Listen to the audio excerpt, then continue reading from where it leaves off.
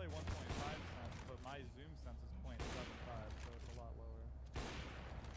Of the calls, but I have no idea what you're talking.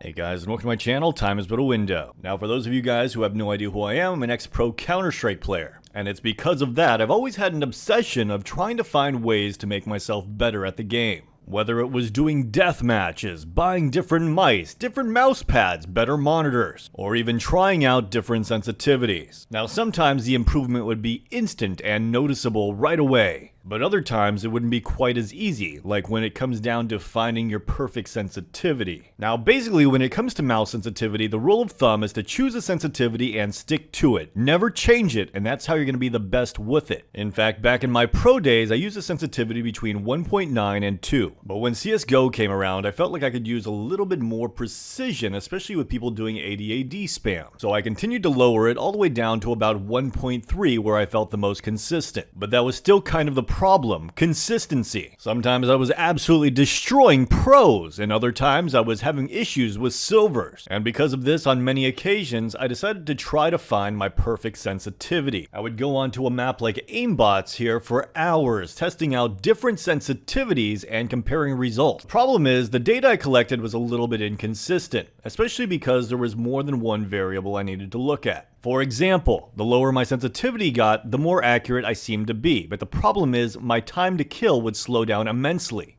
Being accurate is great and all, but not if it comes at the expense of you not even being able to take the shot because you're aiming so slowly. Well, that's where this new program comes in. Now, I just found out about this program yesterday. And no, I am not sponsored, but I should be. The program is called Oblivity, and its main objective is to help you find your perfect sensitivity. Well, how does it do this, you might ask? Well, basically what happens is you give it a set of guidelines, and then by those guidelines, it tries to find you a sensitivity between two specific variables. For example, you tell it how far you want to be able to move on your mouse pad. You tell it what game you're looking to play, and it'll convert the sensitivity for you and try to choose the correct FOV and settings. You can even put in what your current sensitivity is so that it knows where your baseline starts. And finally, it tells you to put in your aim style, whether it is playing with your wrist, playing with your arm and wrist, or just playing with your arm. Oh, and I forgot. Also, you want to input your mouse DPI so it knows what sensitivity to calculate. Because mouse DPI is basically sensitivity. If you're using one sensitivity at 800 DPI, it's basically 400 DPI at 2 sensitivity. Now, after you set up everything there, then it's time to head on over to the testing.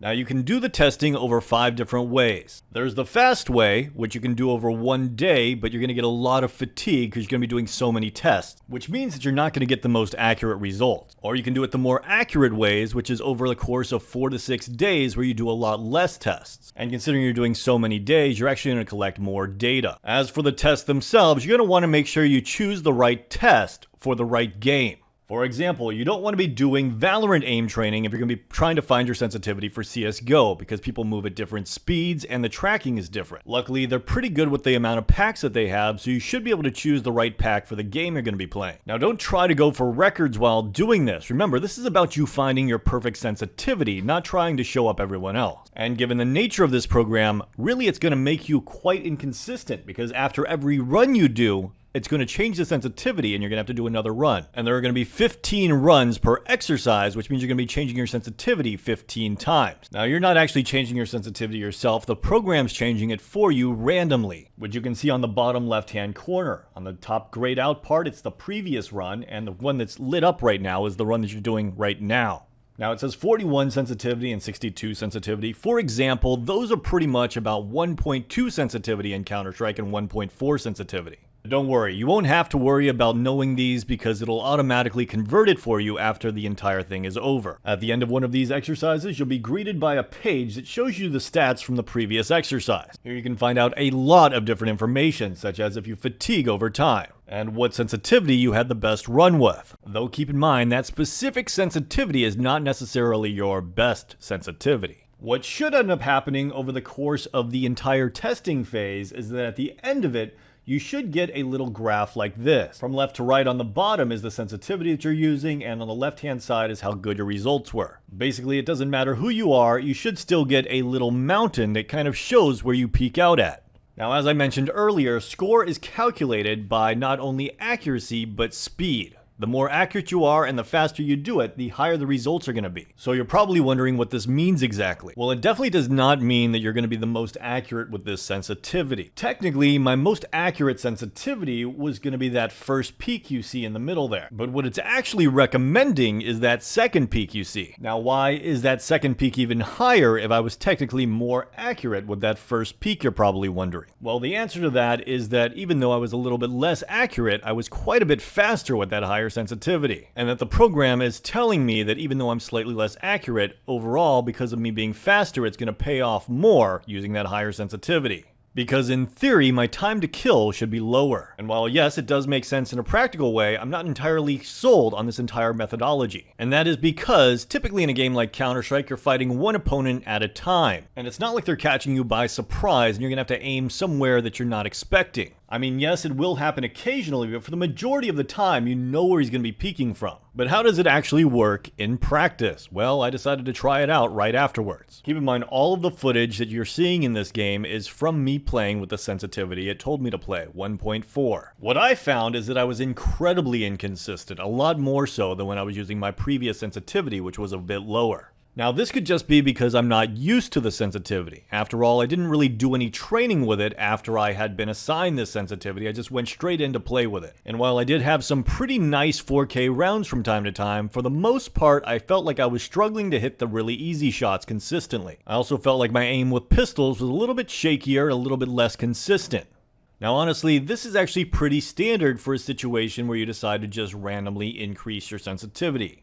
Now, in theory, with practice and dedication to the sensitivity, I should be able to overcome these obstacles and maybe I would be better. But as far as instant gratification goes, I definitely saw a massive hit in my consistency. So it still remains to be seen if this testing methodology actually works for me. Now, if I really wanted to, I could just stick with this sensitivity, deathmatch every day, and see if I could get used to it. It's going to take about a month to get used to something. That's how long muscle memory takes to form. But before I decide to stick with that sensitivity, I'd like to go through the program once again.